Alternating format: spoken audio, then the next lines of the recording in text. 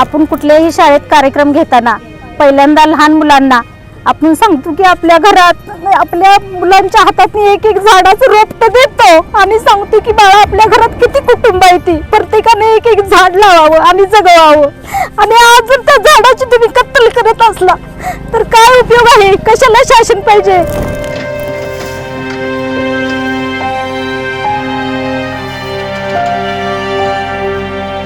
झाडांचं नुकसान म्हणजे आमच्या गावचं नुकसान आहे, कारण आम्ही लावलेली झाडं आम्ही कोणत्याही प्रकारचं वृक्षतोड करून देणार नाही. आत्मदहनाचा आम्ही इशारा देऊ सर महिलांच्या.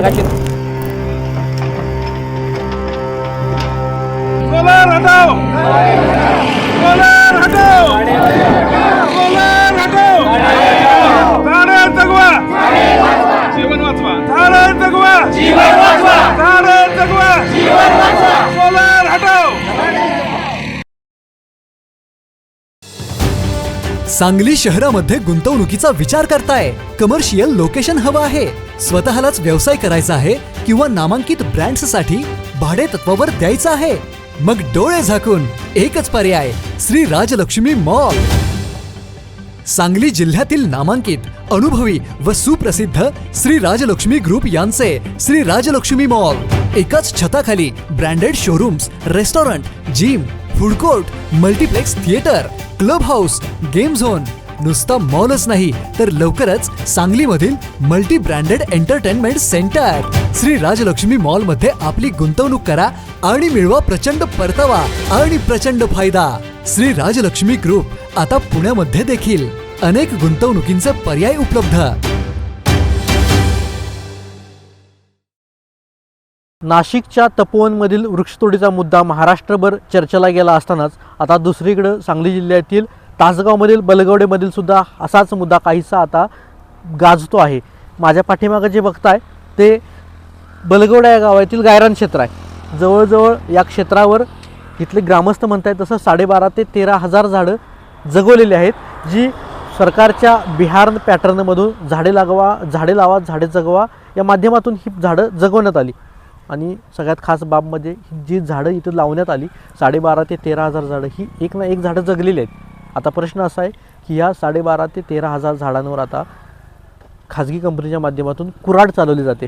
का तर इथं येणारा सौर ऊर्जा सोलर पॅनेट, इथल्या सोलर पॅनेलसाठी कालपासून इथं ह्या झाडांवर कुऱ्हाड चालवली जात असताना ग्रामस्थांचं म्हणणं असं आहे की आम्ही इथली झाडं जी जगवली आहेत ती प्रसंगी दुष्काळाच्या काळात चंबूनं पाणी घालून जगवलेली आहेत, त्यामुळे ही पोटच्या पोरांप्रमाणे आम्हाला झाडं आहेत आणि ती झाडं तुम्ही तोडत असाल तर आम्हाला हा विकास नको आहे.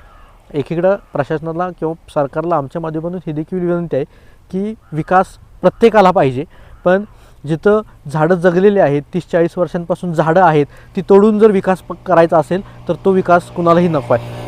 बिहार पॅटर्नच्या माध्यमातून ही झाडं जगली, वाढली, इथली लोक त्यांची गुरंढोरं घेऊन इथं येतात, ती जगवतात, त्यांचा उदरनिर्वाह हे झाडांवर किंवा या क्षेत्रावर आहे. पण तेच क्षेत्र आज त्यांना गमवावं लागत असेल तर मात्र शेतकरी कुठं तर या प्रकल्पाला विरोध करतात.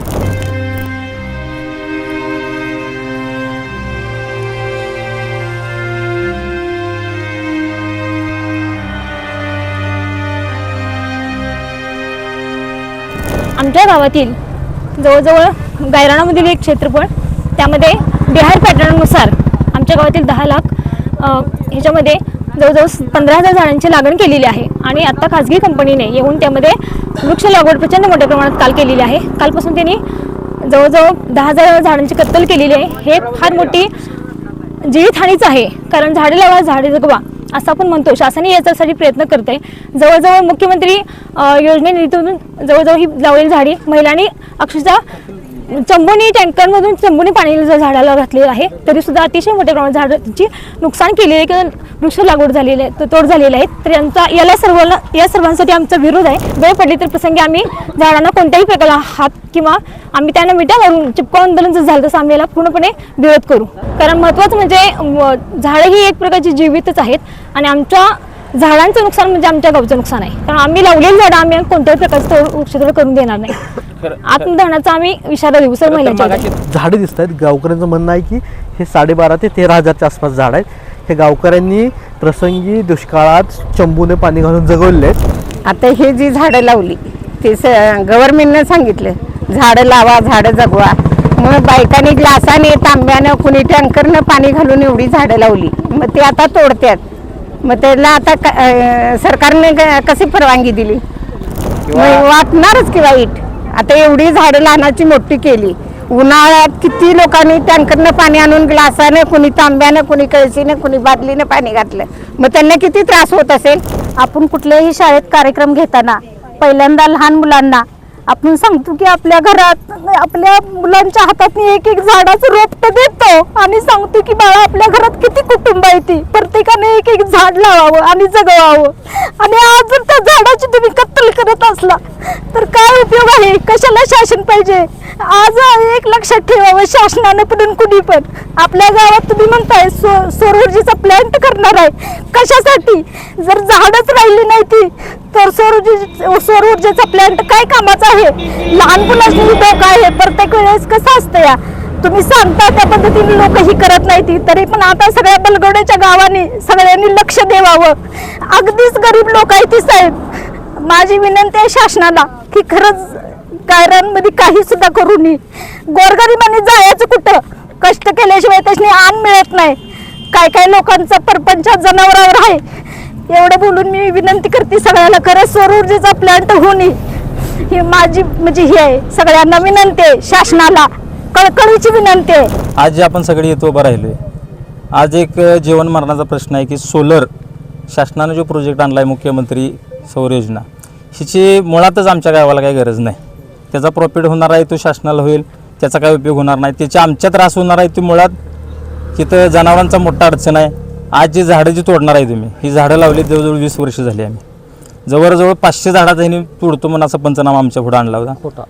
खोटा पंचनामा केला होता. जवळजवळ 15,000 झाडं आहेत आम्ही स्वतः मोजली ती. ती झाडं मुळात झाडं वाचवली कशी की त्याला टँकरनं पाणी आणलं, महिलांनी आमच्यातल्या पाणी त्याला झाडाला बादलीने घातले, ती झाडं आम्ही जगवलेली आहे ती. आणि मुळातच आम्हाला हा प्रोजेक्टच नको आहे. मुळात एखादा दुसरा कुठला प्रोजेक्ट आला सर आम्ही त्याला पाठिंबा पण दिला असता. मुळात ह्या झाडाची आम्हाला ह्याचं सोलरची काही गरज नाही. आणि हा जो सोलरचा प्रोजेक्ट आहे हे रद्दच झाला पाहिजे.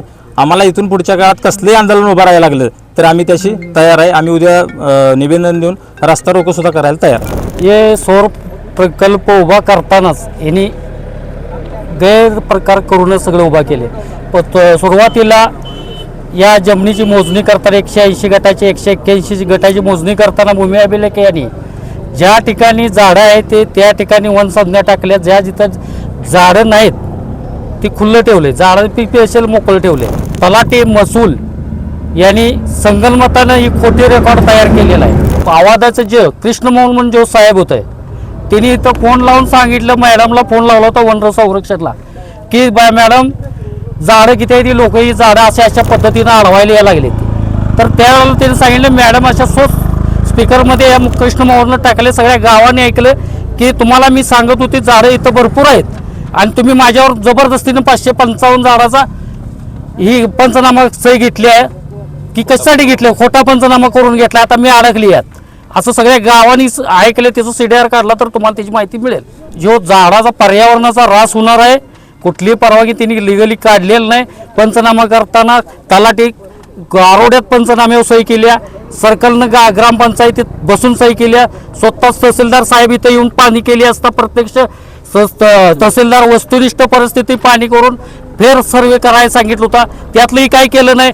फक्त त्यांनी परत सगळी यात सामील आहेत. ही सगळी सिस्टीम मॅनेज आहे आणि त्यामुळं योग्य ती कायदेशीर कारवाई या सर्वांची चौकशी होऊन योग्य ते न्याय आमच्या गावाला मिळावा. व्हिडिओ जर्नलिस्ट किरण देवकुळेसह मी संकेत पाटील, तासगाव, सांगली.